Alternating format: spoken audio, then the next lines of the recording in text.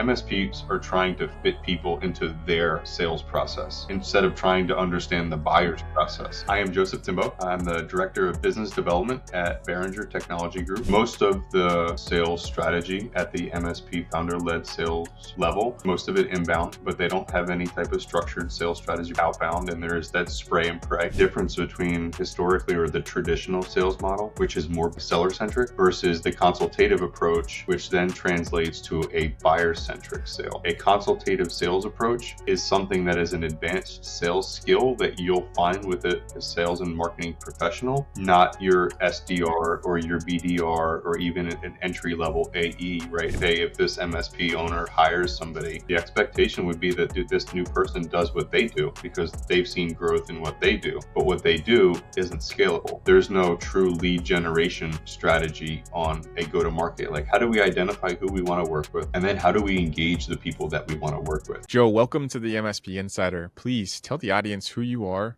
what you do, and why the hell that you do it. I love that. I am Joseph Timbo. I'm the Director of Business Development at Behringer Technology Group, part of Lyra Technology Group. And I am the lead for sales and marketing for business development. I chose this role just because I like technology. I've been in technology for 10 plus years now from either an employee or a consulting standpoint. And it's something that I enjoy. You know, technology is part of today's day and age, and it's only getting more ingrained into how we operate personally and professionally. And there's a huge demand for it. So it's going to be like looking at CRMs back in the early 2000s where it's just, there's clearly going to be a need for it. So yeah, I'm happy to be here.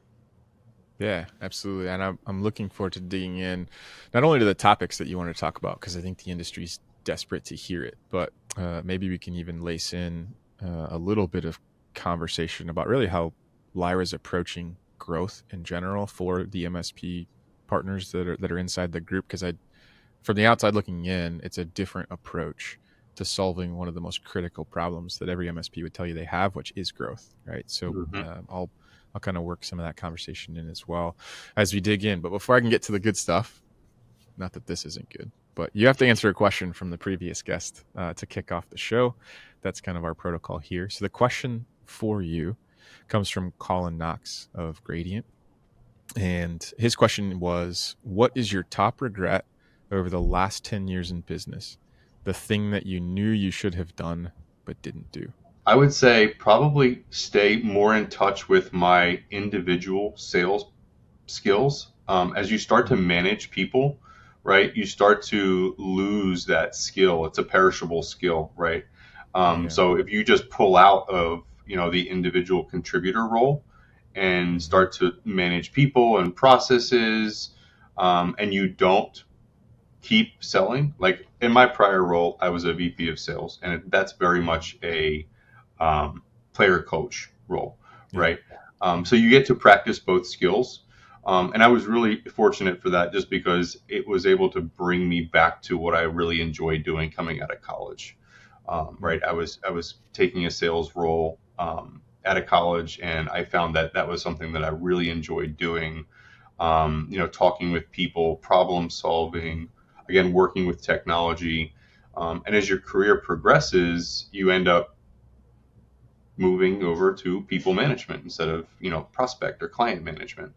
And you get out of touch with that. So I think, I was able to do that within the last couple of years in my last role. But, prior to that, it probably was something that was out of sight, out of mind. As you start to manage people, you start to get some of those soft skills, and you're starting to help other people accountable and look to see how you can coach and support them. And it's a different and valuable skill set, but sales is, what I truly enjoy. Business development, talking with people, networking. And I think it's a perishable skill. And I was fortunate to be able to do it in my last role to kind of revamp that skill set and refresh that. And so I would say that would be the biggest thing, like that I didn't keep my thumb on the pulse of what my sales skills were and sales acumen. Because it's like in the last couple of years, you've seen all of this evolution in, Hmm. SDRs and AEs and social selling and all of the techs and tools that we've been using on the sales and business development side. Um, Yeah. it's evolving. And if you kind of get out of touch with that because you move up into the corporate ladder and start managing people or departments, you're not Hmm. physically touching that stuff. You're not in the weeds using those Yeah. tools, right? So I would say that would be Hmm. my answer to that question. Yeah. The thing that I like most out of that is the thing that was very apparent, I should say, while you were answering that question and thinking back about my own experience between being the individual contributor or the leader of a sales team was the hidden aspect of what you're losing touch with as well is like the clarity and the temperature of the market itself, right? And like Mhm. how are buyers buying, where are they coming to the table, just like the whole other side of selling, which is actually all about the buyer and not about the seller, Yep. is how I personally would resonate with what you had said. Is like, yes, my skills are perishing as well, and so is my like the clarity of context that I have on where the Mhm. market is and what the market's looking for and how the market's engaging, which is maybe to your point, almost just as critical to effectively selling. Even if your skills were top notch, if you approach the market in a way that the market doesn't want to be approached, then all you're going to do is increase the resistance, right? The sales resistance rather than move forward to Yep. success, which might even take us into you bridge us into one of the first topic that you had. So there are kind of three controversial areas within our industry that we're going to talk through today. The first one being the lack of sales operations and enablement for the team, the inside, the sellers. And then we'll get into kind of the small business mindset and then sales strategy that doesn't really support growth. So as we take that first step back and start to focus in on the first one, which is sales operations and enablement being this Mhm. completely ridiculous void, this cavern that exists within MSPs. And maybe this is a great place to maybe or maybe not bridge again how Lyra's approaching it versus how I've seen really the industry approach it. Because, and we can get into that if you want to, but the question I guess is when you see an MSP with like an amazing technical solution, but zero sales ops, like sales infrastructure, what Mhm. is the train wreck moment that most leaders miss until it's way too late? I would say that's probably the systems being siloed, right? Having your Mm, CRM be siloed, having your CPQ or whatever it is that you're developing these quotes or proposals from be yeah. disconnected, and that's just one microcosm of the systems being siloed. But I would say that would be it, right? Hmm. Like if you look at from start to finish, when you're looking at like the not lead generation portion, but like when a lead comes in, it comes in through the Hmm. website typically, right? If this Yeah. website isn't talking to your CRM, then you end up getting an email with some of the information that was inputted into the form, which then creates a manual Yeah. process into the CRM. There's no automation there. So not only is the account not being created, but there's no follow up that's also then tied to that contact record, right? And that is all manual and it's all based Hmm. on the human being doing the right thing at the right time versus having your Yeah. website tied back to your CRM and then the form submission generates a new lead in the CRM, can Hmm. automatically create a task within the CRM and then maybe even take it a step further and then communicate that lead and task to the rep within minutes so that that Yeah. speed to lead element can be accounted for, right? Because I think that's a big thing that a Right. lot of MSPs are Hmm. missing as well, right? It's like they have a lead come in and they'll handle it within a couple hours.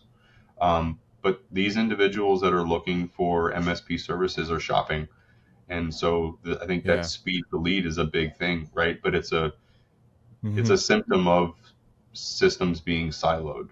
So the CRM being siloed, Yeah. um, looking at the data integration. So like if there's no sales tools, if you have being used like a lead or contact data repository like a Zoom Info or Apollo.io, and Yeah. not having that system integrated into the CRM creates two different silos, right? There's two different systems that need to be managed in two different ways. Um, And it Yeah. just creates a lot of inefficiency, and then that inefficiency starts to hit on productivity and profitability. So I think just like having the Hmm. system tied back together in a meaningful and effective way is one of the biggest things Yeah. that some of these small MSPs miss, because it's not a Mm. priority, right? It's these are usually Yeah. founder-led sales organizations, and we'll get into that in a little bit too. But the structure, the sales ops and sales enablement is Hmm. completely missed, from the top Yeah. down, right? Because it's not there's no Right. scalability, there's no SOP, there's no process for anything that is Yeah. being done on the sales and marketing side, because they're small teams. Everyone's wearing multiple hats, and Hmm. depending on the hiring of the organization, some people might be tapped out. They might be working at Right. 110%. So I think reducing Yeah. that technology friction and allowing those employees to Mm. be the most productive and effective as possible, really comes from Yeah. having those systems integrated. Hmm. Yeah. The one word that was like really on the top of my tongue as you were describing that, and thinking about when I had built the org and the systems twice myself, excuse me, is friction, right? And then if we place the reality that you just described, where it's like most MSPs go from owner founder led sales, and like you didn't need structure because the structure was the owner knowing what to do and or just doing what they know what to do. And Hmm. then all of a sudden the other side of that is now you've just put in a system, whether that's just like a CRM, but you didn't know how to configure it, you didn't understand deal velocity or cycles or any of that stuff, and you plop this tool in, and it's so incongruent with the way that MSPs traditionally evolve, where it's like owner-led sales is really just me doing what I know how to do, and don't challenge me or hold me accountable to whether or not I did it, whether you like it or not. And then you introduce this system that has all this administrative friction tied into it, especially if you didn't configure it in a way that was an enablement system, Right. um, that you almost swing the pendulum the other way, right? You've introduced so much friction into the archetype that self ejects from that anyway, right? It's the same reason real time entry is such a challenge for technicians, is like they don't want to do that part because it's not a key component of the objective of helping the next person. It's kind of the same way on the sales side. So I was glad that you really snuck in friction. I want to highlight that because often when we go to solve a problem or we implement change, we don't necessarily think about it through the lens of how can I implement this alongside my workflow in such a way that it either reduces or eliminates as much friction as possible so that it actually gets done. Because the other piece that you really hit on, the language I used to use is time kills all deals, but you had said it as essentially just the timing in general, which is true. Like time to lead, I think is what you'd mentioned it as, and they can make such a huge difference, right? If you follow up within 3 minutes of when that thing came in versus 3 hours, 3 days, 3 weeks, or 3 months, the likelihood of that going anywhere is significantly different. Yep. So if you don't have the systems in place to enable your team to do that, you're just like placing obstacles in front of you, at Yep. least in my experience. Yeah. No, I If you completely agree. could, yeah, if you could force MSP owners to implement just one sales enablement practice tomorrow, what would create the most immediate impact for them, and why aren't they already doing it today?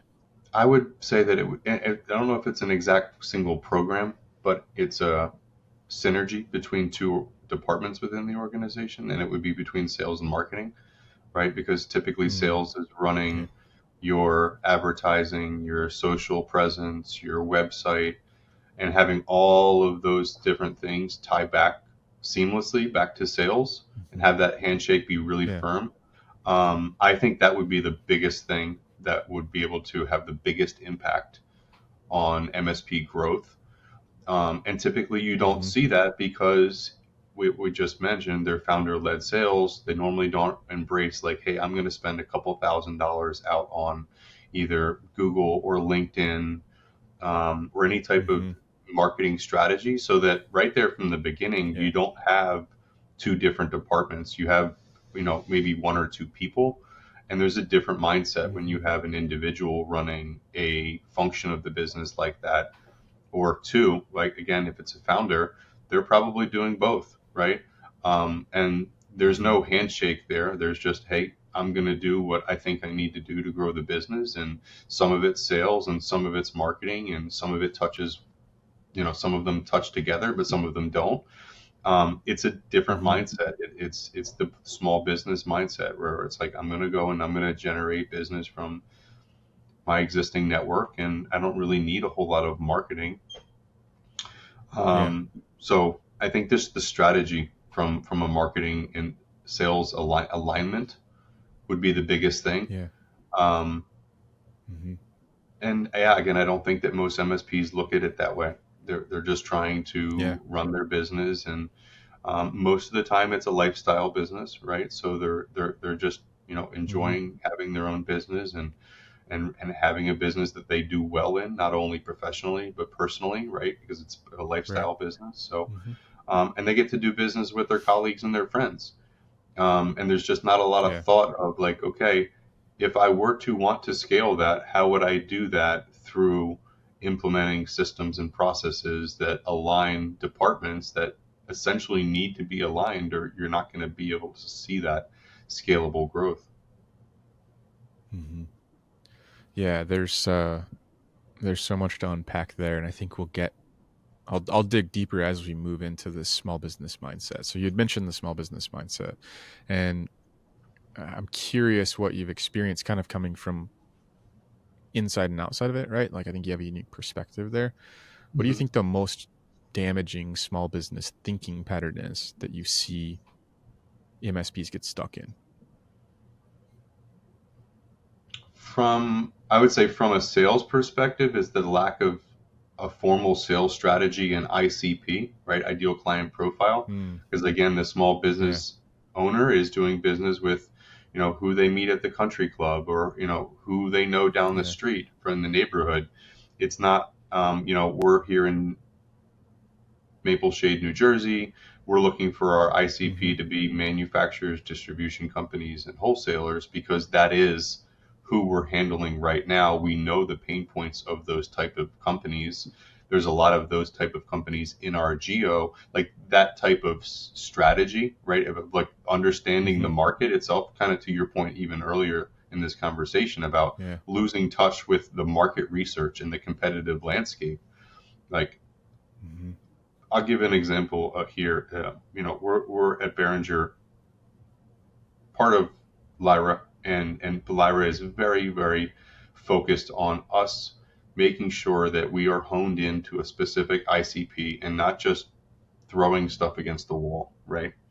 And so yeah, the reason why I chose the ones that I just described is that they're all triangulated. They're all local here to the geo for us.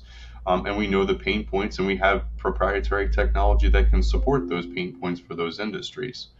But there's no mm, formal strategy there at the small business level, right? It's, I'm going to do yep, business with, my dentist because he brought it up to my attention, right? There's no strategy there, mm-hmm, so then there's no process of engaging that market mm, or that ICP, and really holding true yeah, to, okay, we may have people come in from different areas of the world, country, if they're using yeah, cloud computing, there's not really a geo fence mm-hmm, around who we can work with. But if you start to shift that ICP, there's a strategy shift that mm-hmm, needs to happen there. And I see that there's no strategy in place at the small business level because there's yeah, never really been a need for one.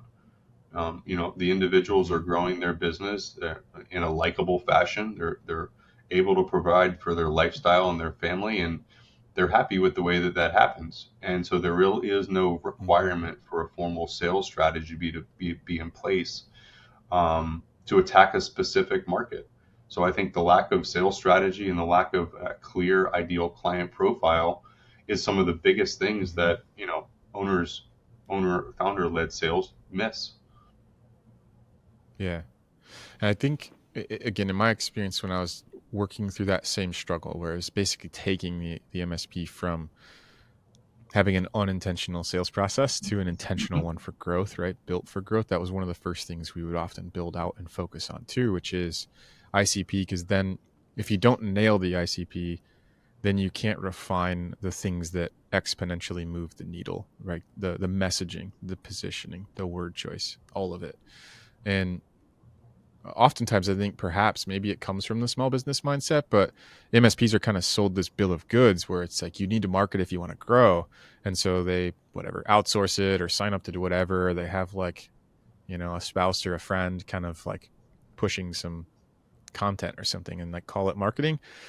Right. And in my experience also, like all of the money that you dump into marketing, if you haven't done the deep thinking work to nail a single ICP so that you can really truly have dialed in messaging and dialed in positioning, it's like the spray and pray method of just like overpaying for activity rather than the really high leverage content getting placed out in front of the right people to convert them. And I think the mindset wise, because I want to speak straight to the MSP that's listening, that's stuck in that, like, I want to grow. I've tried that. I've been burned by this. What the hell? Like, what do I do now? Tell me how to fix this, Joe. Yeah. Is like, as they cross the chasm in their own mind, usually what I found when you go from not having an ICP, you just help anyone who comes to you for like referral led growth, to truly doing outbound, was like overcoming the scarcity mindset of, well, I don't want to just target dentists, because if I do, then what am I going to do with all the other businesses I can't help? And I can understand why that's the perspective they have. But what can we say to an MSP who's sitting in that mindset now? This is the first time they've even heard ICP as an acronym. They don't really know where to begin.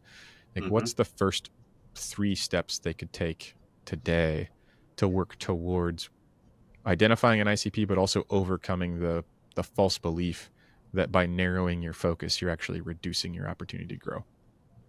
Sure. So there's a lot there just to unpack right there, right? So um, Yeah. I would completely agree with you. Like most of the sales strategy at the MSP founder-led sales level is again, it's most of it inbound, but they don't have any type of structured sales strategy about outbound, and there is that spray and pray, right?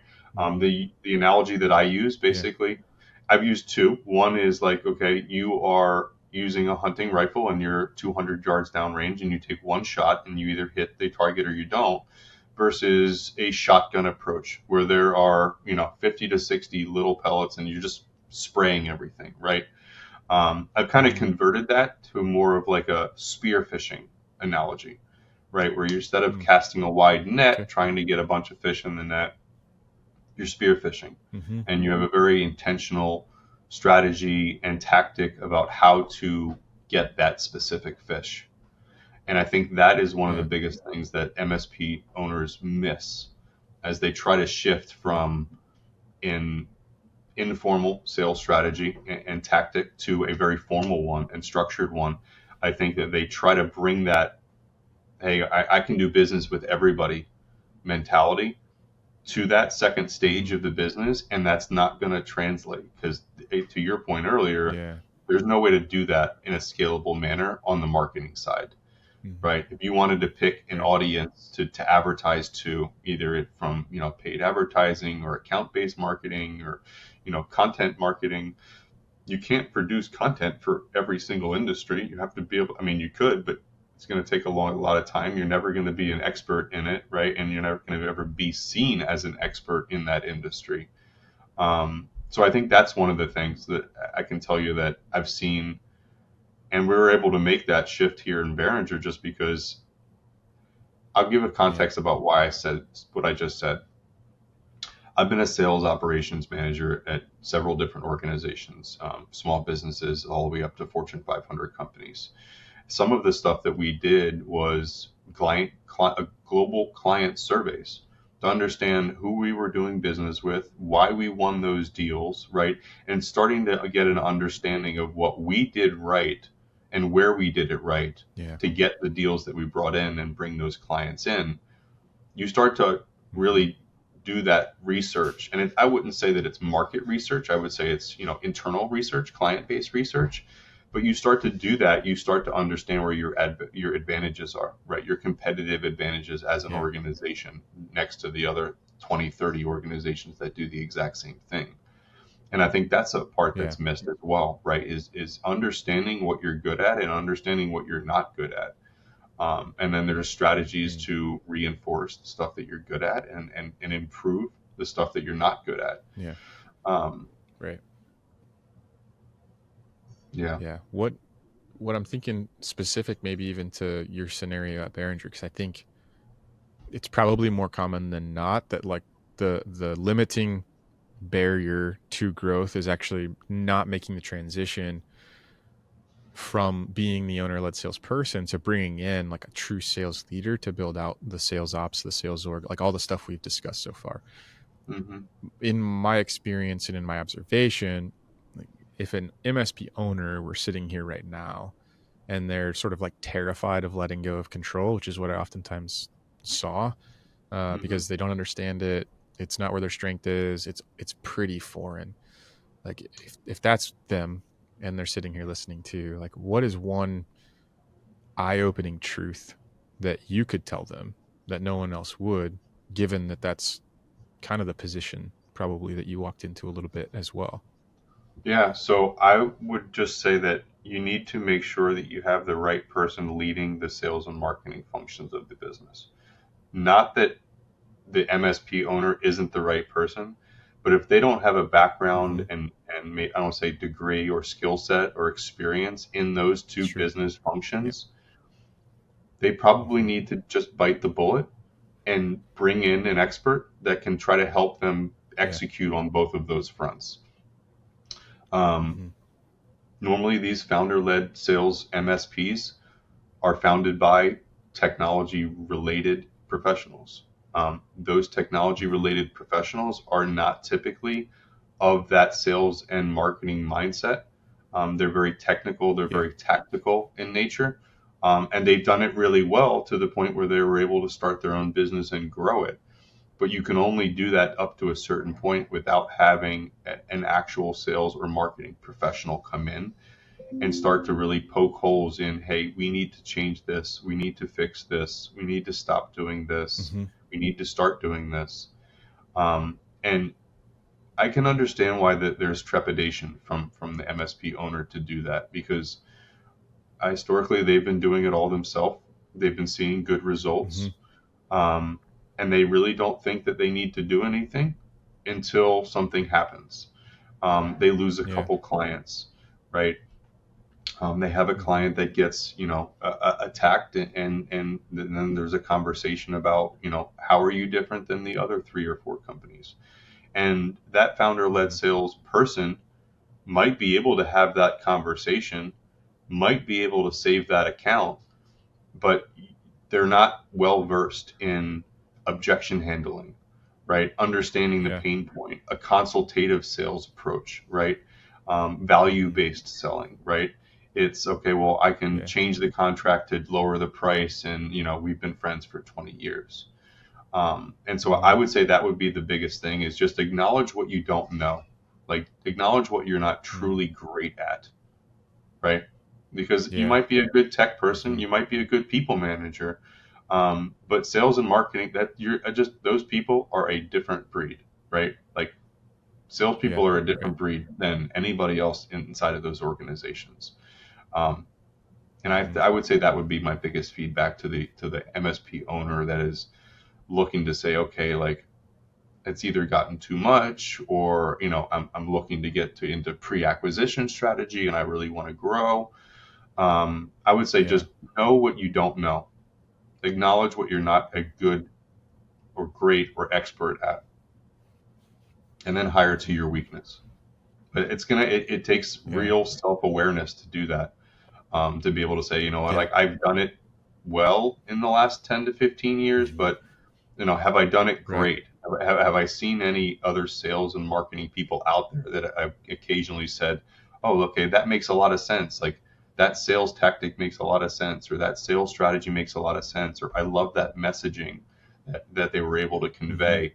And if that doesn't come organically to that MSP owner, I would say they probably need to take a close look at themselves and some of the people around them in their inner circle to say, okay, where is not only my weakness, but where is our weakness as an organization related back to how some Yeah. of the stuff that we've been able to see other companies grow through. Hmm. Yeah, there was a key thing there that you mentioned, which is really like the identification of your weaknesses and or the organization's weaknesses. And there was this really tough lesson that I learned through building teams, growing teams, figuring out how to run teams or manage teams. And that was along those same lines. Once I identified where the weaknesses were that we needed to fill the gaps on, a slightly different approach to the hiring where Mm-hmm. we would hire toward the strengths rather than hiring for the Yep. absence of the weakness. Because if you're going to build that reality and you're trying to truly build the well balanced org, it's not enough to just hire someone who has the absence of that weakness into the area that you're weak, because it isn't going to be able to overcome the 10-foot hole with a 5-foot ladder that you're going to drop them in, because you don't have Mm-hmm. the sales org built, you don't have the sales infrastructure there, you don't have a sales process that you're really putting someone into. And so what I found is, one, if I didn't have those things, which is the first thing to solve before you're hiring someone, but if you didn't, and you found out or found yourself with a person, it's like you really need to think through, what does success look like 90 days into that decision, right? Mm-hmm. Versus, well, I hired my first sales rep, so the problems are solved. Well, great. Your sales rep started today. Who are they supposed to call? What are they supposed to sell? How are they supposed to handle the conversation? Like all the things that the owner probably takes for granted because, to your earlier point, like they've just always done it and no one was there to check their call either. So like it just kind of ended up that way. Mm-hmm.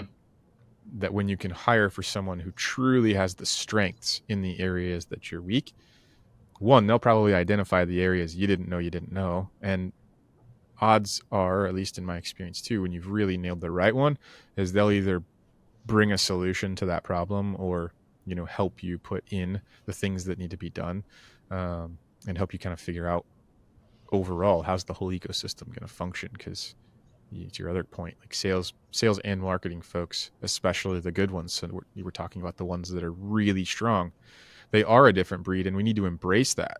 I think sales as a profession still continues to get too much of the like used car salesman, Wolf of Wall Street style vibe assigned Mm-hmm. to it. And I'm not saying that stuff doesn't exist, but it shouldn't tarnish the whole thing for everyone. And the really good ones are the ones that, it's the check you're happiest to pay every month because of all of the things that sit behind it, is to those producers for the company. Yeah, I think you had a good point. Two great points there. One was, the difference between historically or the traditional sales model, which is more buyer Mm-hmm. centric. I'm sorry, seller Yeah. centric, right? It's like I'm selling Mm-hmm. features and stuff about Yep. me and my stuff versus the Mm-hmm. consultative approach, which then translates to a buyer centric sale, right? Where you're trying to understand, Yeah. how do you guys make money? How do you Mm-hmm. generate it? How do you protect it? And I think that was some of the stuff that I thought one of your past guests had mentioned as well. And I said that I just listening, I'm like, that's just spot on, right? A consultative sales approach Yeah.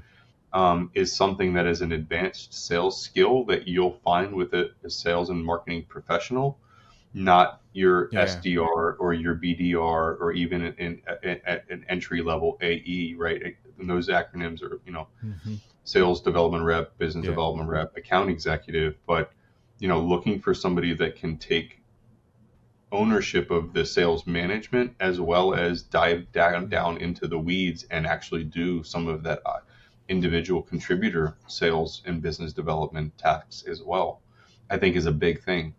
So to your point, make sure that Yeah. you bring on that first sales and marketing hire to be somebody that Mm-hmm. can do more than one thing. Because again, if they Right. don't have a sales script or a playbook and there's no process, you can't expect Mm-hmm. somebody coming in as one of those entry level salespeople to put all of those foundational parts together, plus go then execute upon it. Yeah. And I think Yep. that's really what Lyra has done Agreed. really well. I have to say that, like, they've noticed that, okay, like that's a big void in each of these Mm-hmm. MSPs that we're bringing on to the portfolio.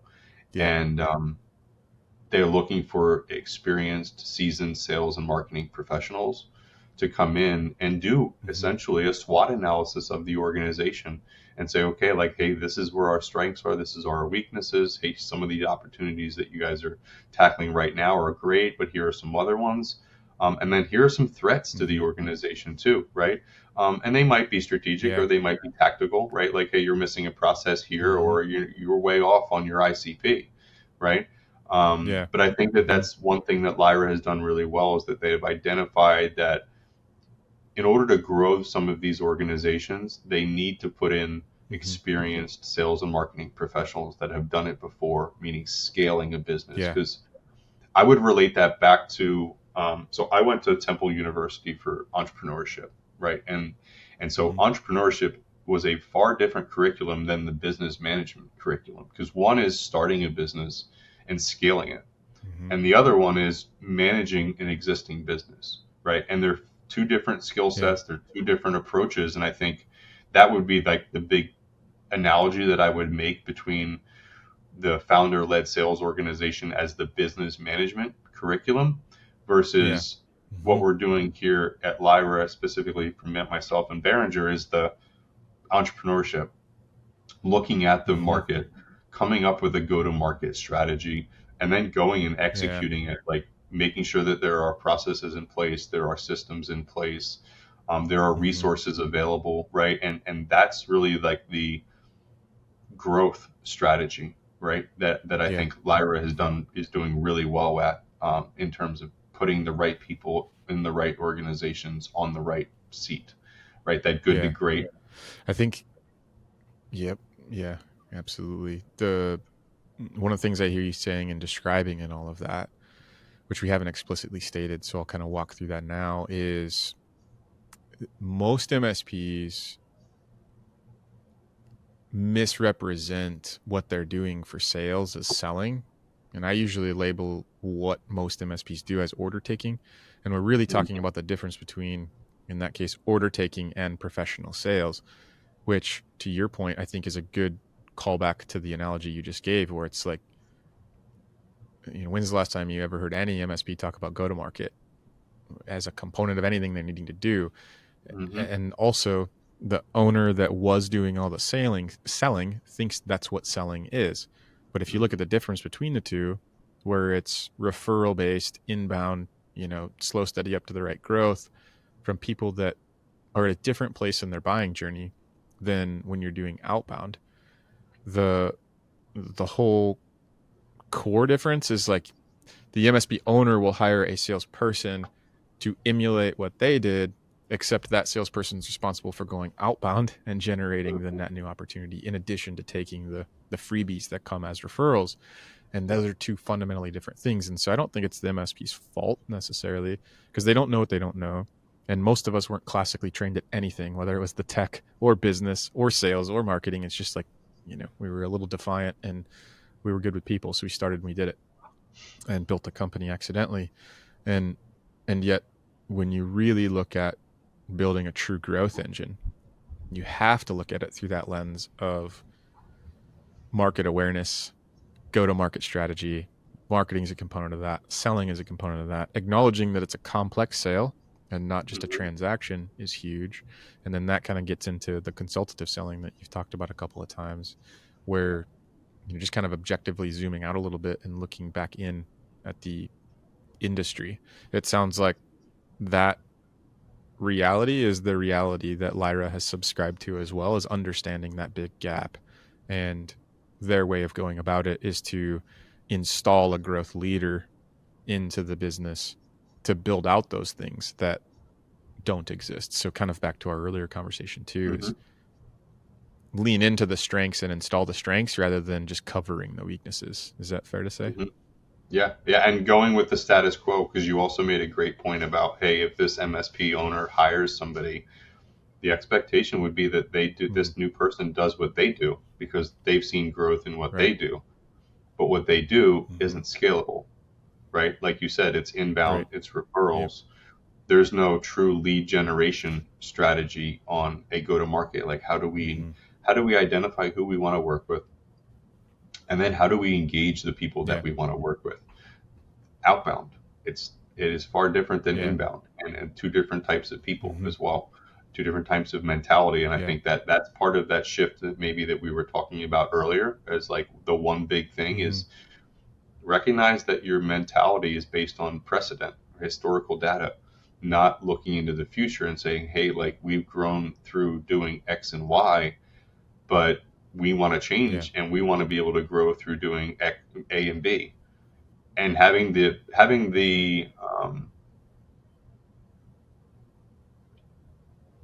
I guess it would just be like having the fact that you need to understand that, like the mental Hmm. awareness that those are two different strategies, and then the willingness to adopt something new.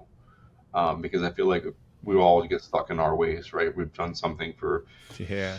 20 years the same way, and it's like that's just the way that I do it. It's worked, but Hmm. that's what Lyra is doing really well. Is they're like, okay, like we need to shift that mentality and shift that strategy so that we can dedicate Yeah. people and resources to the willingness of that change. And I think that would be the Yeah. biggest thing if I were to talk to an MSP owner and say, hey, like you guys did a great job the last 15, 20 years, but if you're looking to change the way that you're growing because you want to retire, Mr. and Mrs. Smith, Mm.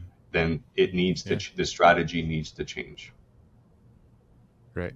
Yeah, because the objective changed, odds are, as well. Or the objective was defined and it never was before, which is kind of the Yeah. other side to that coin that I see often. We've talked a lot about strategies, right? And almost whether we're throwing rocks at it or providing new strategies people can pick up, which is fine. What would you say if you think about your time and your awareness of MSPs? What's the most ridiculous sales approach that you've seen MSPs like actively consciously clinging to, but at the same time that strategy is really like actively sabotaging their growth? I would say it's that seller centric mentality, right? Where you're very honed in Mm, on what you yeah. can do and what you provide and how that might be important to somebody. And then the other thing would be Yeah. that just the very tactical nature of the sale. Okay, how many servers do you have?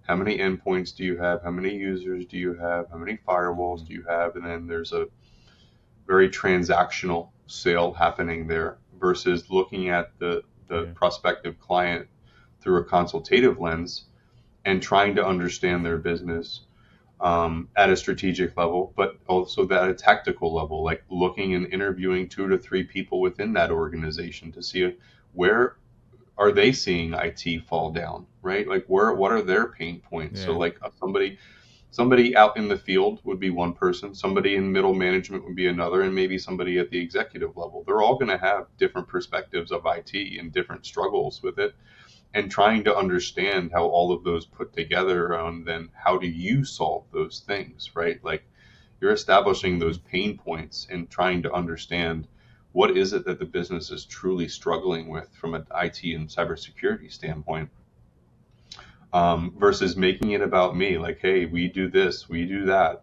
this is what we Mm-hmm. use for those Yeah. things, right? It's very tactical and Right. very transactional in nature versus a consultative sale model, right? And coming from management consulting, that's a big thing. Like Mm-hmm. on really understanding the business that you're talking to or that you're across the table from, it's not going to happen in a 30 to 45-minute conversation, right? It's multiple touch points with Yeah. different people within the organization, and you're understanding the people element of the business, not just the technology element of the business. Yeah. Because one of the big elements and like one of the big differences in the type of selling you're describing as compared to how most MSPs approach those sales conversations, even to your point about having like one 30, 45, 60-minute conversation where most of the conversation's focused around here's what we do, here's how we do it, here are the cool fancy things that we use in order to do it. Oh, by the way, can you give me how many of this, how many of this, how many of this, how many of this do you have? And like that's why I call it order taking. Mm-hmm. But if you really break down fundamentally on the buyer side of that, which we've talked about, like that approach to selling, especially something as ambiguous as managed services, is literally just creating sales objections and obstacles. Like it's making it harder for that person to make the decision towards the thing that matters to them anyway, which is their own priorities, their own definition of success, their own goals, their business, like whatever the initiatives are. And that's kind of the heart of what you're talking about, where when we can shift the conversation to actually just focus on those things first, then how we do what we do is just a mechanism to help them get there either faster, further, more efficiently, more effectively, or exceed the goal. And they'll see us as part of the process to get to where they're trying to go versus this. I usually called it, when I was trying to describe, is like giving them Vaseline covered bowling balls and expecting them to be able to catch them all.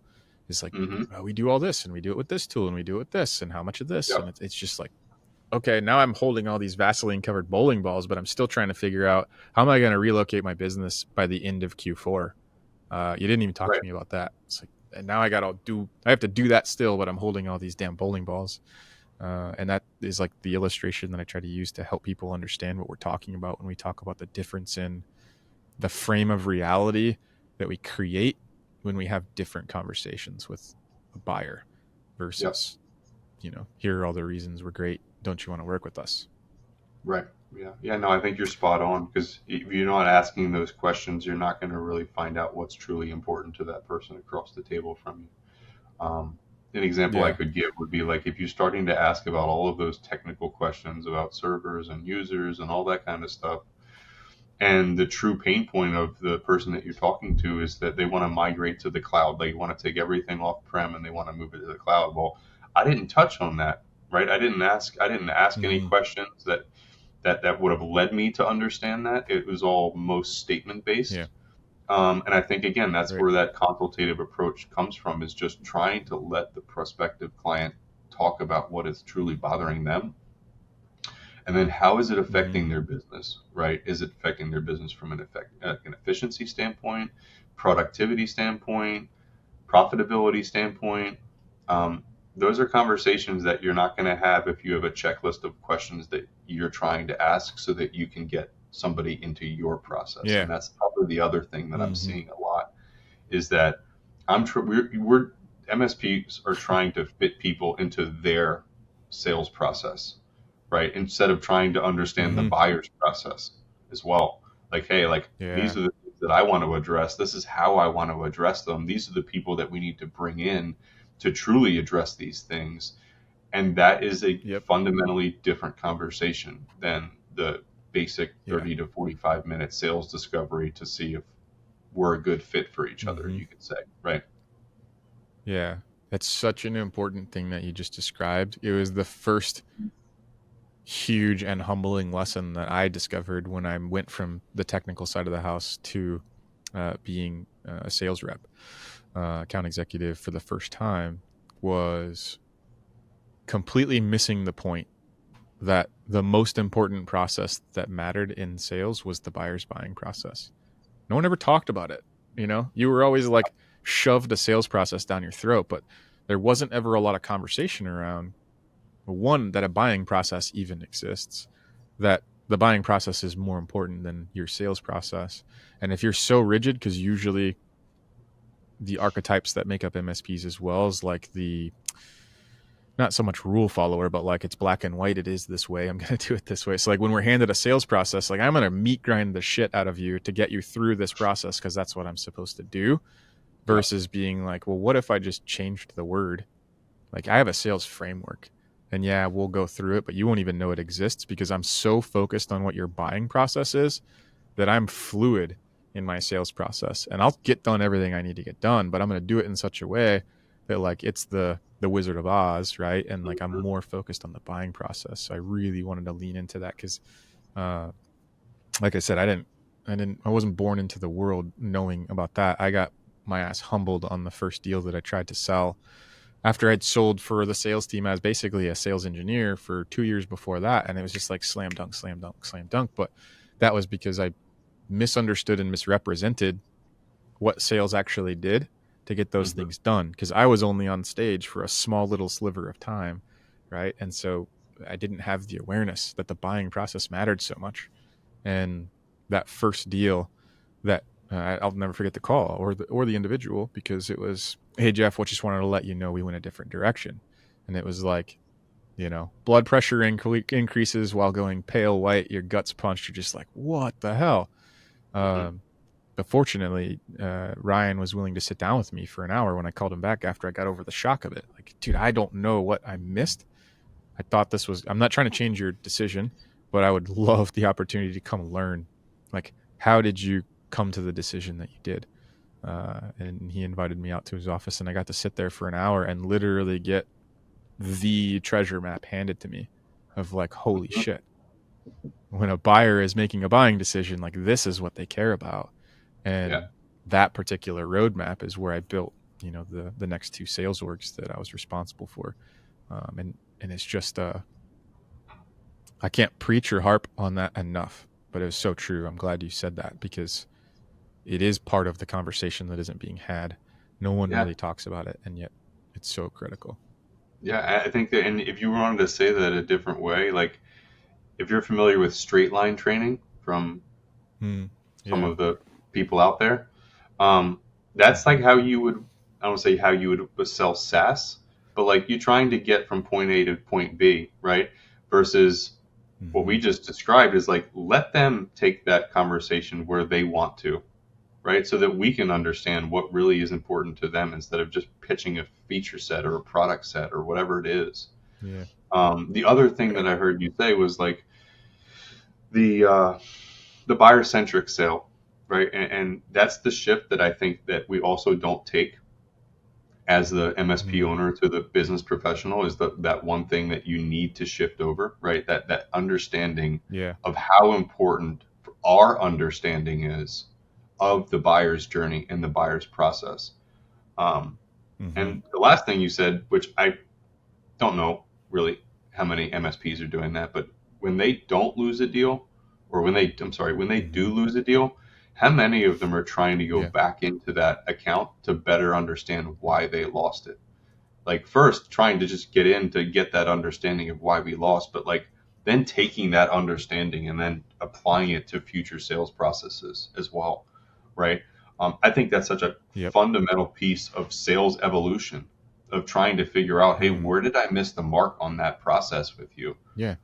And then Right. incorporating those changes into the process moving forward, I think is a part that really lacks in that founder led sales organization. And maybe it's because they don't lose too many, right? Like again, it's if it's inbound, Mm-hmm. if it's a referral, if it's a second degree connection that they know and Yeah. personally, Right. they're probably not losing a whole Yeah. lot. So they don't really prioritize, okay, let me find out why in fact I lost that deal. And I think that's a big Mm-hmm. thing too of Yeah. that shift of mentality. Yeah. The thing I've oftentimes said, and I believe it to be true, until becoming a co-founder of a company, there was no greater training ground for personal development than sales. Those 8 years that I was in sales was absolutely the largest or greatest like stretch of life that was all about personal growth and personal development. Because sales ultimately came down, at least for me, my experience was that like it was me versus me, and I had to grow, get better, flex, build that muscle you were talking about earlier. And Hmm. there's a huge level of like being able to, one, kill your ego, and two, just flex the shit out of the humility muscle, right? Because Hmm. I didn't do anything different in that sales opportunity than I'd done for 2.5, 3 years before, where we were just closing deals like crazy. Thus, I thought like this thing's in the bag, was totally confident about how I ran the process, all of it. And to get that phone call, it was just like, ugh, I can still feel it just talking about it, Hmm. right? Hmm. Um, but knowing like, well, the only way I'm going to get better is by figuring out what I didn't do right, and the worst thing he can do is say, I don't have the time for you. So, Right. I built enough of a relationship, I would call it, in the Yep. sales process where it was like, I don't care. I'm going to give Ryan a call and ask him if he's willing to give me time. And he was, and it was absolutely the greatest gift I was given in my career, because it gave me such a shortcut.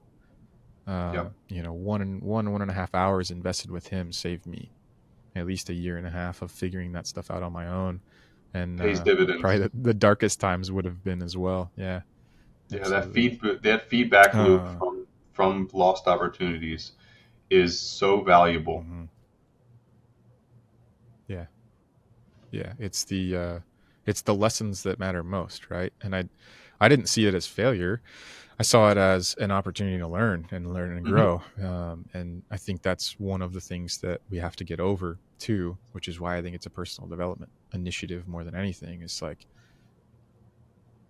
if I don't take the lesson from it, then it's a loss, right? But if I turn it into a lesson, then it's still a win. And then I can turn the lesson into an actual win the next time, Right. and get better. Continuous iterative improvement is like another whatever theme that I subscribe to. It's like, I don't have to go from losing every deal to winning every deal in one deal, but I do need to increase like every ounce and level and area of my sales touch points so that I'm increasing conversion at every stage along the way, like one change at a time, one improvement at a time, one tweak at a time, to give myself the permission to suck at something I'm doing new and learn and grow and build and develop. Just like Hmm. I was when I was a tech for the first time, you know, showed Yeah. up on the first day of work, not even knowing what the hell a domain was. And I had to join 5 laptops to it. Like, oh crap. I don't even know what work groups are, right? I think it's just a different way of sucking when you're beginning. I think Yeah. we don't give ourselves enough opportunity to do that. Yeah. So, You don't lose. You don't learn anything um, from winning. I remember an old football coach yeah. saying that you don't learn anything from winning. So losing is something that you really need to Mm, understand. Like, I don't want to say lose. yeah. I don't want to say fail fast, but if you're going to fail Yeah. and you're going to lose, learn from it, or it's then a real, true loss if you lost that opportunity and didn't learn anything from it. Yeah. Right. A couple more questions for you. What would you say is the single most valuable piece of advice for MSP owners who know that they need to change but don't know where to start? I would say bring somebody in from an objective standpoint. Bring some type of consultant or bring somebody in that has seen their type of business grow and understands why, Yeah. and that can be objective in a organizational wide SWOT analysis.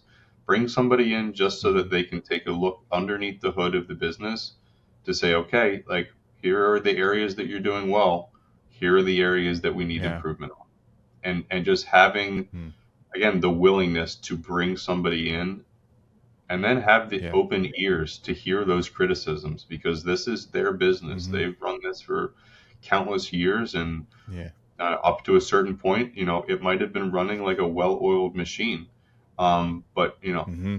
things happen, things change, and if they really do want to take a hard look at themselves and their business, I Yeah. think that's the first change they need to do. Is they just need to open up to, you know, um, Mm-hmm. that the business and themselves aren't perfect, and if they do want to Yeah. grow to the next stage, that they may not be able to do it by themselves, and have the willingness to Mm-hmm. bring somebody in, and then be open to the Yeah. recommendations that that person makes.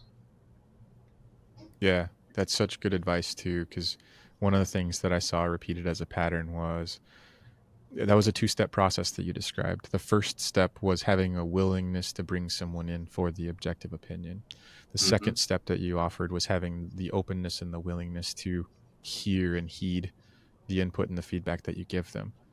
So many times have I seen in the MSP industry a willingness for the first part, right? We'll pay for the expert to come in and tell us what to do, and we won't listen to them, right? Because Yep. whether we think we know better or whatever else, like we just don't take the advice we just paid for. And so I just wanted to put the exponent on the fact that that is a 2-step process.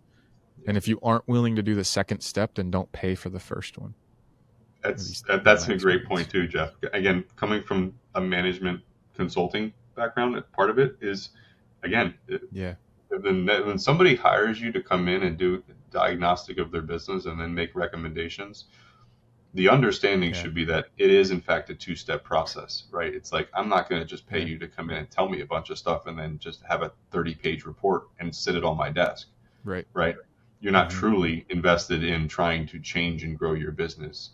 So I Mm-hmm. think you're spot on with that. Yeah. I've just seen it play so many times, and I never understood it until I at least realized it was a framework of some sort. So, Joe, 2 more questions for you.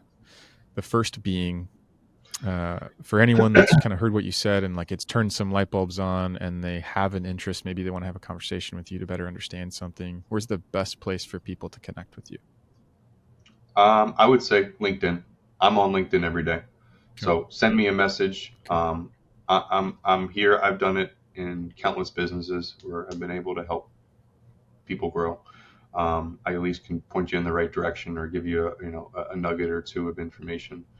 But yeah, I'm active on LinkedIn. That's where you and I met. So yeah. Yeah. Yep. Absolutely. And then the last question is your opportunity to give the next guest a bit of a hard time. If you could leave one question behind for the next guest, what hmm would that question be? So I'm gonna give a little bit of a statement and then I'm gonna give the question because the question will need some Okay. context. So if I were to say that I have a crystal ball and that I see in the next 5 to 10 years that there is a significant shift in the MSP market from a consolidation standpoint, we would say, right? Because there are at this point are thousands Mm. of MSPs inside of the country, and there are more Yeah. popping up, and there are more exiting the industry as well. But if I could tell you that I had a Mm-hmm. crystal ball, and in the next 5 to 10 years, there's going to be a lot of MSPs engaging in M&A, mergers and acquisition Mm-hmm. activity, Yeah. because there is a lot of baby boom generations looking to exit the industry in the next couple of years.